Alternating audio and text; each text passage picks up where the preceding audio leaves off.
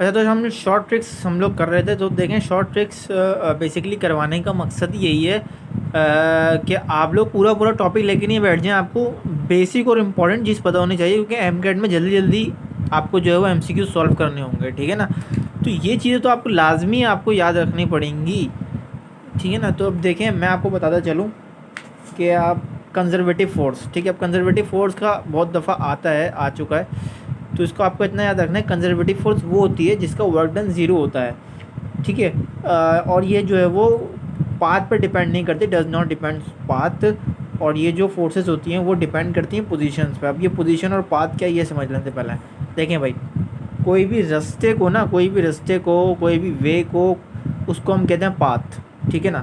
और कोई भी पोजीशन यानी कि ए पॉइंट से बी पॉइंट की तरफ स्ट्रेट जाने को, उसको हम कहते हैं पोजीशंस, ठीक है ना। तो ये पाथ और पोजीशंस के दरमियान आपको सबसे पहले डिफरेंस पता होना चाहिए कंजर्वेटिव फोर्स के अंदर। तो अब कंजर्वेटिव फोर्स के अंदर वर्क डन ज़ीरो हो जाएगा, यानी कि आप ए पॉइंट से बी पॉइंट की तरफ जाएंगे, it's mean it is a conservative force. यहाँ कोई ना कोई फोर्स अप्लाई हो रही है। फॉर एग्जांपल यहाँ पर एग्जांपल दी हुई हैं, ग्रेविटेशनल फोर्स। ग्रेविटेशनल फोर्स देखें इस बंदे पे अप्लाई हो रही है, बिल्कुल सीधा जा रहा है, पॉइंट ए से बी की तरफ जा रहा है, इसलिए इसको हम कंजर्वेटिव फोर्स कहते हैं। स्प्रिंग फोर्स भी देखें बिल्कुल स्ट्रेट होती है।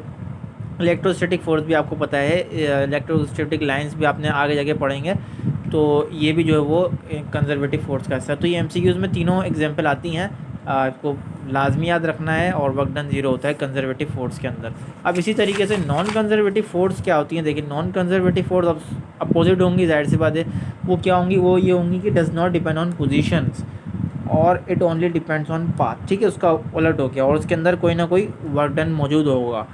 तो अब देखें ये जो है वो पाथ पे जो, तो ये नॉन कंजर्वेटिव फोर्स पाथ पे जो है वो क्या कर रही होती है, पाथ पे जो है वो डिपेंड कर रही होती है। यानी कि अब कोई भी, अगर कोई कार है वो रास्तों से जा रही है, कोई भी चीज़ है जो कि पाथ से जा रही है, तो जो पाथ जो है वो जाहिर सी बात है वर्क डन प्रोड्यूस करेगा।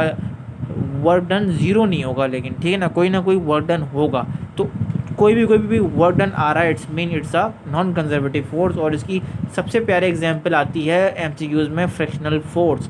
The frictional force is the most important example of the non conservative force, ठीक है ना। उसका वर्क डन कुछ भी हो सकता है, ATCD। अब देखिए आपके सामने नेक्स्ट टॉपिक जो है वो फोटो इलेक्ट्रिक इफेक्ट मौजूद है। तो फोटो इलेक्ट्रिक इफेक्ट सबसे पहले एमसीक्यूज़ इसका इस तरह बन के आ सकता है, वो ये कि इसको किसने डिस्कवर किया था। तो देखें, अगर आपके सामने एल्बर्ट आइंस्टाइन ऑप्शन में मौजूद हो तो आपको टिक लगाना है, या फिर हर्ट्स मौजूद हो तो भी आपको टिक लगाना है। दोनों ने ये मिलकर डिस्कवर किया था, ठीक है। अगर दोनों मौजूद हों तो बोथ ऑफ दूस पे आपको जो है वो लगाना होगा टिक, ठीक है। तो दोनों साइंटिस्ट का नाम आप चेक कर लीजिएगा एमसीक्यूज़ में। अब इसकी पूरी डेफिनेशन जो है वो आपसे पूछी जा सकती है कि बताएं किसकी डेफिनेशन है। तो डेफिनेशन वही है कि एक ऐसी चीज़ कि लाइट जो है वो किसी मेटल के सरफेस पे पड़ती हो, ये पूरी डेफिनेशन मैं उर्दू में बता रहा हूँ। और उस मेटल सरफेस जो है वो अपने इलेक्ट्रॉन्स रिलीज़ कर दे, उसको हम कहते हैं फोटो इलेक्ट्रिक इफेक्ट। तो अब देखें, ये मैंने एक डायग्राम बनाई हुई है समझाने के लिए।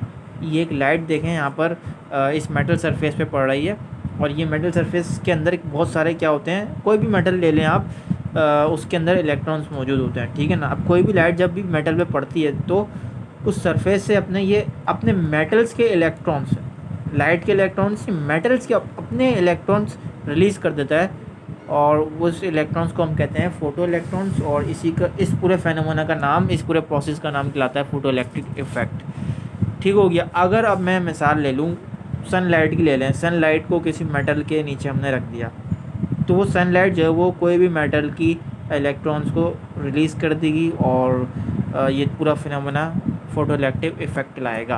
अब देखें, सबसे इम्पॉर्टेंट चीज़ वो आपके वर्क फंक्शन या थ्रेशोल्ड एनर्जी। थ्रेशोल्ड एनर्जी को बेसिकली हम वर्क फंक्शन कहते हैं। इन दोनों को मतलब पता नहीं होता बहुत सारे स्टूडेंट को। वर्क फंक्शन काफ़ी दफ़ा जो है वो घुमा के एमसीक्यूज़ पूछे जा सकते हैं। तो इसकी डेफिनेशन इस तरह भी पूछी जा सकती है, minimum energy which required to cause photo electric effect from any metal, ठीक है। तो ये वर्क फंक्शन बेसिकली वो होता है कि इस कोई भी एक छोटी कोई भी एक मतलब एनर्जी चाहिए होती है, कम से कम एनर्जी, जो कि इस फोटो इलेक्ट्रिक इफेक्ट को परफॉर्म कर सके, करवा सके, ठीक है ना। तो देखें, तीन जो हैं वो इसकी इक्वेशन पेपर में बहुत पूछी गई हैं। पहली इक्वेशन ये पूछी गई है कि वर्क फंक्शन की बताएं, मतलब 3-4 ऐसी इक्वेशन अनशन दे दी जाएंगी, ठीक है, आपको टिक लगाना होगा। तो ये देखें पहली इक्वेशन ये है, ई डिनोट करते हैं एनर्जी को, h is the Planck's constant and v is the frequency, ठीक है। तो ये जो है वो पहले पे आपको टिक लगाना होगा। इट्स अ वर्क फंक्शन की जो है वो इक्वेशन है, ये भी वर्क फंक्शन की इक्वेशन है, ठीक है। ध्यान से आप देख लें, अपने पास नोट कर लीजिए। और लास्ट वन जो है वो तीसरी ये वाली वर्क फंक्शन की इक्वेशन आ सकती है एमसीक्यूज़ में, ठीक है ना। तो ये मैंने लिख दिए नाम वगैरह, आप ये इसको देख लीजिएगा। अब देखें सबसे important topic polarisation of light. अच्छा, ये जो टॉपिक है बच्चों को समझ में ही नहीं आता, मेरे को भी समझ में नहीं आया था अपने एमकेट के दौर में। तो मैंने इसलिए आप लोगों के लिए सिंपल वे में समझाने के लिए नोट्स लिखे हैं। तो अब देखें पोलराइजेशन ऑफ लाइट, ये कुछ एमसीक्यूज़ में बहुत दफ़ा आया है और बच्चों को पता ही नहीं होता उसको सॉल्व किस तरह करना है, इसके एमसीक्यूज़ तक पता नहीं होते किस तरह आएंगे। तो देखिए एमसीक्यूज़ किस तरह आ सकती हैं इसके। सबसे पहले तो इसकी आ सकती है, इसकी आपको समझना है कि इसकी डेफिनेशन क्या है, भाई ये पोलराइजेशन है क्या। तो सबसे पहले समझते हैं लाइट, दो तरीके की लाइट होती हैं, एक होती है पोलराइज लाइट, एक होती है अनपोलराइज लाइट, ठीक है। अनपोलराइज लाइट आपके सामने मौजूद है, किस तरह चारों तरफ से निकली हुई होती हैं इसकी शाखें, ठीक है ना। और पोलराइज लाइट का मतलब ये होता है कि बिल्कुल स्ट्रेट लाइट हो, ठीक हो गया। अब देखें भाई, ऐसा प्रोसेस जो अनपोलराइज लाइट कन्वर्ट हो जाए किस में, पोलराइज लाइट में, तो उसको हम कहते हैं भैया पोलराइजेशन ऑफ लाइट, ठीक है। सिंपल कर दिया मैंने, अब आपको समझ में आ गया होगा। अब देखिए मेथड्स देखें भैया, मेथड्स आ सकते हैं इसके भाई। पोलराइजेशन बाय रिफ्लेक्शन, ठीक है। रिफ्लेक्शन और रेयरफेक्शन क्या चीज़ है वो अलग बहस है। और रिफ्लेक्शन मैं आपको बता देता हूँ क्या है। कोई भी एक सरफेस पे रिफ्लेक्ट कर रही हो लाइट, यानी कि रिफ्लेक्ट करना कोई भी चीज़, उसको हम कहते हैं रिफ्लेक्शन। और रेयरफेक्शन में एक ही तरीके से आपने एक बॉक्स ले लिया, उसके अंदर दो लाइटें निकल रही हों, उसको हम कहते हैं रिफ्रैक्शन, ठीक है ना। रिफ्लेक्शन में एक ही लाइट पास आउट हो रही होती है और टकरा के, और रेयरफेक्शन में दो लाइटें पास आउट हो रही होती हैं, ठीक है ना। ये छोटा सा डिफरेंस है जो आपको बच्चों को पता नहीं होता। बट अब देखें यहाँ पर अनपोलराइज लाइट यहाँ पर मौजूद है, वो एक सरफेस से पड़ी और ये निकली पोलराइज लाइट बन के, ठीक है ना। तो ये आप देख लें इसको।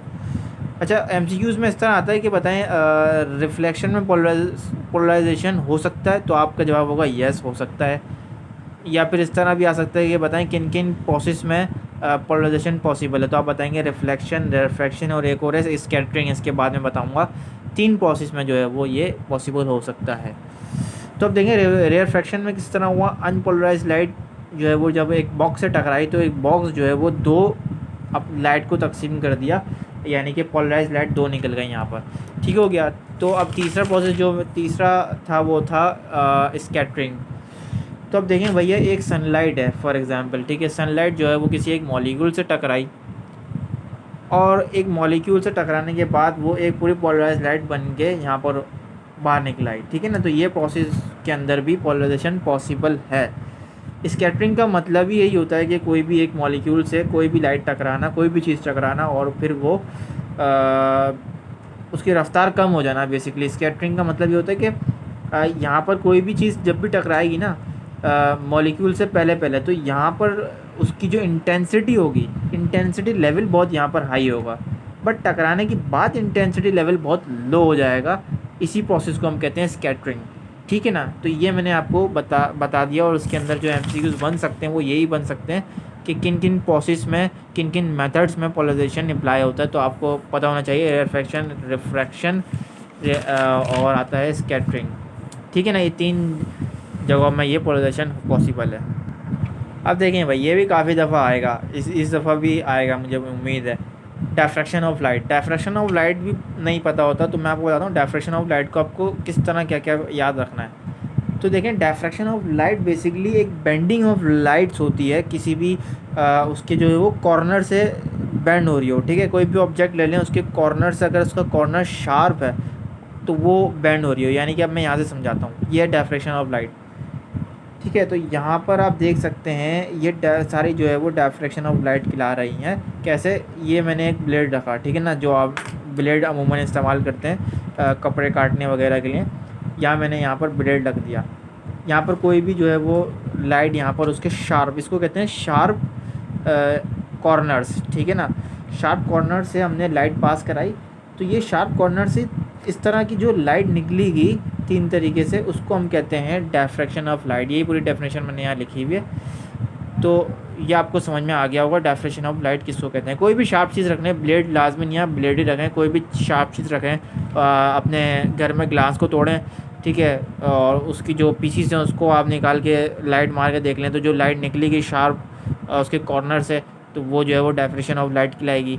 इसी तरीके से बहुत सारी एग्जांपल्स आप ले सकते हैं। अपने मोबाइल को तोड़ लें, मोबाइल को तोड़ने के जो उसके ग्लास होते हैं, तो जो शार्प एजेस होते हैं उसके अंदर आप लाइट पास करा दें, तो आप जो लाइट पास हो रही होगी निकलेगी, उसको हम कहेंगे डायफ्रैक्शन ऑफ लाइट। तो बहुत सारी एग्जांपल्स हैं। तो चलें भाई डिस्टेंस टाइम ग्राफ की बात करते हैं। डिस्टेंस टाइम ग्राफ यार बहुत इंपॉर्टेंट टॉपिक है, एमसीक्यू उसका फेवरेट टॉपिक तो यही है। तो अब पहले मैं आपको बता चलूँ कि ये जो है स्लॉप का मतलब क्या होता है। बेसिकली स्लॉप आ जाता है ना, वर्ड काफ़ी चुभता है। तो देखें स्लॉप का मतलब ये होता है, ग्राफ है पूरा ये, उसकी जो स्ट्रेट लाइन इसको हम कहते हैं स्लोप। अब देखो भाई हमने ग्राफ ड्रॉ कर लिया है किसका भैया, डिस्टेंस और टाइम का, ठीक है ना। तो अब देखें यहाँ पर जो है मैंने ले लिया इस चीज़ को डिस्टेंस, इस चीज़ को टाइम, ठीक हो गया। अब ऐसे ही मैंने ग्राफ यहाँ पर पॉइंट डिनोट कर दिए, ठीक है, पॉइंट को फिर मैंने यूँ ऐसे करके बना दिया है और इसको ए और बी का नाम दे दिया। तो अब यहाँ जो है वो वैल्यूज़ जो है वो मैंने लिख दी हैं कि भैया डिस्टेंस के ऊपर क्या वैल्यू आ रही है, टाइम के ऊपर क्या वैल्यू आ रही है। अब मैं स्पीड मालूम करना चाह रहा हूँ, ठीक है, वेलोसिटी नहीं, स्पीड मालूम करना चाह रहा हूँ। और स्पीड और वेलोसिटी में क्या डिफरेंस है वो भी मैं आपको बताऊँगा। कुछ लोग इसको मिक्सअप कर देते हैं कि भाई रफ्तारी तो है तो वेलोसिटी और स्पीड दोनों सेम ही होगी। नहीं, बिल्कुल आपकी बात सही है, रफ्तार तो है दोनों, लेकिन कुछ डिफरेंट है, वो मैं आपको बताता हूँ। अब देखें भाई इसका फॉर्मूला तो आपको पता है कि स्पीड का जो होता है वो होता है डिस्टेंस डिवाइडेड बाय टाइम। तो आपने ये पोजीशन यहाँ पर लिख ली, क्या बचा 1 ms, 1 डिवाइड बाय सेकेंड, ठीक है ना। तो यह आपके पास जो है वैल्यू आ गई किसकी, S1 की। S2 भी आप इस तरह का निकाल सकते हैं कोई भी पॉइंट प्लॉट करके, जैसे कि मैंने यहाँ पर निकाल लिया 1.2 मीटर पर सेकेंड, ठीक है ना। अब सबसे इम्पॉर्टेंट चीज़ जो जहन में आपको रखनी है वो ये रखनी है कि यूनिफॉर्म मोशन का जो ग्राफ होता है, यानी कि यूनिफॉर्म, आपको पता ही होगा कि एक चीज़ यूनिफॉर्म है, उसका जो ग्राफ होगा वो हमेशा स्ट्रेट लाइन होगा। ये एमसीक्यू में पूछा जाता है, ठीक है। तो और जो है वो दूसरी चीज़ नॉन यूनिफॉर्म का ग्राफ कैसे होगा भैया, वो कर्व होगा हमेशा, ठीक हो गया। अगर कोई भी प्रॉब्लम आ रही है आपको समझने में तो कोई मसला नहीं है, आप कमेंट्स में आप पूछ सकते हैं। तो मैं पूरी कोशिश करूँगा कि मेरे पास जितना एक्सपीरियंस है मैं आपके पास जो है वो शेयर करता रहूँ, ठीक है ना। तो इस तरह ये होगा कि आपके पास भी जो नॉलेज है वो भी आप मुझसे शेयर करें, तो मेरे नॉलेज में भी इजाफा होगा और आपके नॉलेज में भी इजाफा होगा, ठीक हो गया। तो चलें भाई, तो ये 2 चीज़ मैंने आपको बता दी हैं कि ये 2 चीज़ें बड़ी इंपॉर्टेंट हैं एमसीक्यू वे से। और तीसरी चीज़ जो की पॉइंट है वो ये है कि time is increasing but distance is rest. अगर टाइम जो है वो बढ़ रहा होगा लेकिन डिस्टेंस नहीं, टाइम अगर टाइम बढ़ रहा होगा लेकिन डिस्टेंस रेस्ट में होगा, डिस्टेंस रुका हुआ होगा, तो देखें उसका ग्राफ कुछ इस तरीके से बनेगा, ठीक है। ये ऊपर पहले यूँ चला गया, ऐसे बनेगा इसका ग्राफ। तो अब देखो भाई मैं आपको बता रहा था कि क्या फ़र्क है स्पीड में और वेलोसिटी में। तो भैया फार्मूले का फ़र्क है, डिस्टेंस और डिस्प्लेसमेंट का फ़र्क है। फार्मूला सेम है बट डिस्टेंस और डिस्प्लेसमेंट का फ़र्क है यहाँ पर, ठीक है ना। बात दोनों की सेम है, रफ्तार हैं दोनों, बट स्पीड के अंदर आप यहाँ पर जो इसके फार्मूले में डिस्टेंस को मेजर करेंगे और वेलोसिटी के अंदर डिस्प्लेसमेंट को आप इसकी वैल्यू रखेंगे। अब न्यूमेरिकल में अगर MCAT में घुमाने के लिए आपको डिस्टेंस और टाइम दे दिया जाए तो आप वेलोसिटी निकाल के बैठ जाएंगे। फॉर एग्ज़ाम्पल यहाँ पर आकर उन्होंने मतलब क्वेश्चन के अंदर स्पीड पूछी जाए आपको, तो आपने रट्टा मार लिया है, ठीक है ना। तो आप जो है वो कंफ्यूज हो जाएंगे इन दोनों के अंदर। नीचे डिस्प्लेसमेंट दे दिया होगा, आपने रट्टा मार लिया कि भैया स्पीड का जो होता है वो तो डिस्टेंस और टाइम होता है, तो आप इस तरह कंफ्यूज हो जाएंगे। इसलिए ये दोनों चीज़ आपको याद रखनी है कि स्पीड में डिस्टेंस होता है, वेलोसिटी में डिस्प्लेसमेंट आएगा, फार्मूला दोनों का सेम है। एक्सेलरेशन में देख लें वेलोसिटी पर टाइम जो होता है इसका फार्मूला होता है, ये जो फार्मूला है आपको ये भी याद रखना है। तो अब देखो भाई वेलोसिटी टाइम ग्राफ, अच्छा वेलोसिटी टाइम ग्राफ में एमसीक्यूज इस तरह बन के आ सकता है कि आपको ग्राफ दे दिया जाएगा, प्लॉटिंग भी हुई होगी। अब आपसे पूछ लिया जाएगा इसमें डायरेक्टली कि भाई एक्सेलरेशन निकालो, तो मैंने इसलिए 2 पॉइंट के ज़रिए आपको समझाने की कोशिश करी है। पहले तो आपको पता होना चाहिए इसका फार्मूला क्या होता है एक्सेलरेशन का, वेलोसिटी डिवाइड बाय टाइम, ठीक है ना। तो ये बच्चे को पता होता है फार्मूला। अब आपके पास एमसीक्यूज़ में ये पूरा प्लॉट दे दिया जाएगा, ठीक है ना। अब आप किस तरह इसको करेंगे, निकालेंगे। अब आपको पता है कि भैया 2 पॉइंट यहाँ पर दे दिए गए हैं, ये वेलोसिटी होगा, ये टाइम हो गया, ठीक है। एक पॉइंट जो शो हो रहा है वो 20 और 10 के दरमियान हो रहा है, 20 और 10 के दरमियान हो रहा है, और एक 40 और 20 के दरमियान हो रहा है। अब आपको पता है भैया वेलोसिटी एक्सेलरेशन मालूम करना है ना हमको, तो वेलोसिटी में आपको यहाँ पर देख लिया 20, 40 और 20, बड़ी वैल्यू को पहले लिख दिया, छोटी वैल्यू को बाद में लिख दिया। इस तरीके से 20 और 10 इधर आ गया, तो यहाँ पर भी अब जो है वो 20 और 10 आ गया है। अब यहाँ देखें 40 20 पे आ रहा है, तो इसमें 40 को 20 के नीचे लिखेंगे, और यहाँ 20 10 के नीचे आ रहा है, इसलिए 20 को 10 के नीचे लिखेंगे। ये बात लाजमी आप याद रखिएगा। अब वही इसको काट पीट करके जो है वो आंसर आ जाएगा, वो आ जाएगा 2 मीटर पर स्क्वायर जो है वो एक्सेलरेशन इसका यहाँ पर आ गया है। इस तरीके से आप जो है वो एक्सेलरेशन मालूम कर सकते हैं कोई भी प्लॉट अगर दे दिया जाए एमसीक्यूज़ के अंदर। अब 3 चीज़ मैं आपको बड़ी इंपॉर्टेंट बताता चलूँ, बहुत दफ़ा आई है एमसीक्यूज़ में, वो ये है कि ज़ीरो एक्सेलरेशन पे पूछा जाएगा, ज़ीरो एक्सेलरेशन पे बताएं ग्राफ कैसा होगा, तो आपका जवाब होना चाहिए भाई ज़ीरो एक्सेलरेशन पे ग्राफ बिल्कुल ऐसा होगा, बिल्कुल स्ट्रेट, ठीक हो गया। अब आपसे अगर यही पूछा जाता है कि पॉजिटिव एक्सेलरेशन पे ग्राफ कैसा होगा, भाई पॉजिटिव पे ऐसे होगा ग्राफ, ठीक है। ये ग्राफ आप याद रख लें, स्लोप लाइक होगा, ठीक है। अब देखिए पॉजिटिव आ रहा है ना, आप कुछ इस तरह टेक्निक से याद रखें। ज़ीरो का मतलब भैया कोई चीज़ स्ट्रेट होगी, बिल्कुल ऐसी सीधी जा रही होगी। पॉजिटिव एक्सेलरेशन का मतलब कोई चीज़ बढ़ रही होगी, तो यानी कि देखें यहाँ पर बढ़ रही है। और नेगेटिव जिसको हम रिटार्डेशन एक्सेलरेशन भी कहते हैं, ठीक है ना, रिटार्डेशन कहते हैं नेगेटिव को। नेगेटिव यानी कि कोई भी चीज़ कम हो रही होगी, तो ग्राफ आपको ऑटोमेटिकली जहन में होना चाहिए ये रहा। इसका ग्राफ जो है मैंने एरो नीचे की तरफ बनाया है, it's mean it is a negative acceleration, ये नेगेटिव एक्सेलरेशन का ग्राफ है। 3 ग्राफ मैंने आपको बताया, 3 ग्राफ आ सकते हैं, इसका नाम पूछा जा सकता है, या ऐसा भी हो सकता है कई बार कि नाम दे दिया जाएगा आपको, ग्राफ जो है वो एमसीक्यूज़ में दे दिए जाएंगे, तो आपको जो है वो ग्राफ को चूज़ करना पड़ेगा। तो उम्मीद है आपको ये वीडियो आज की पसंद आई होगी। होप कि आपने आज बहुत कुछ सीखा है।